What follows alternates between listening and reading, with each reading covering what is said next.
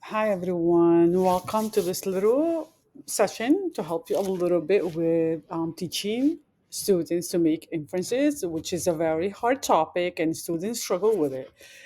Ever you had a student like read an entire passage and still ask, "Wait, what happened?" Chances are that they're struggling with making inferences. So you're not alone. It happens to all of us in our class. Inferences is when readers use clues from the text plus what they already know to figure out what's not directly said. So basically, I call it reading between the lines, and it doesn't happen naturally to a lot of people and to a lot of our students. So we need to teach it to them. For our students, means slowing down, thinking deeply, and looking for clues. We can model this with think aloud, anchor chart, and short, rich text or images.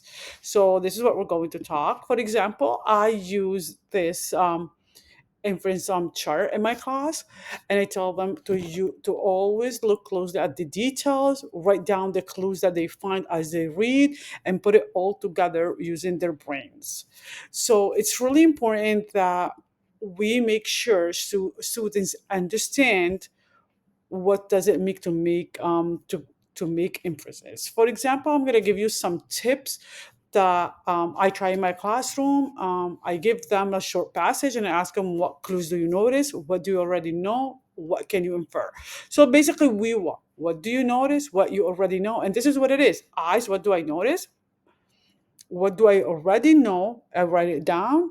And then the last question, what can you infer from both what you have noticed and what you have already know? A lot of my ELLs students come with a lot backgrounds about a lot of things we cover here in school. So it's really important that we try to connect and build that background knowledge so to help them infer about things. You want to make it fun? Well, I'm going to give you a small idea I use in my classroom. It's in my store. I use this picture prompt, especially for the low ones. They use this. I use them. I place them in my centers, and they stay there. They visit them, and I use them in my small groups. You can do that too. So students, this is how they use it. They grab a card, has a picture. Different cards, different pictures. There's 32 visual cards in there, and they answer the question in here. What is this boy doing? What might be happening? How do you think he feels? Do you think he is writing? Why? Why not? Winning, I'm sorry. Why? Why not? What might happen next?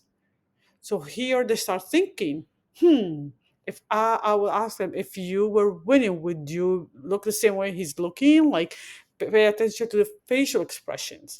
And that's when they start connecting and thinking, oh, I know if I'm happy, that means I didn't win. That means maybe this I can make an inference that this kid is not winning. Short, simple. I have it in my TBT store. Hop to it, grab it, put it in your centers, 32 visual cards. You can use it in your classroom. You can use it anytime you want.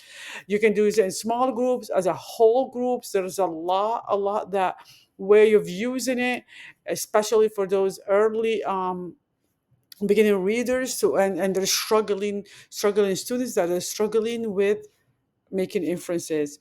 And if you have any questions, please leave me a comment. I'm more than happy to answer all these questions. It was quick, so it's just an idea and that you can use in your classroom to help your struggling student. Thank you.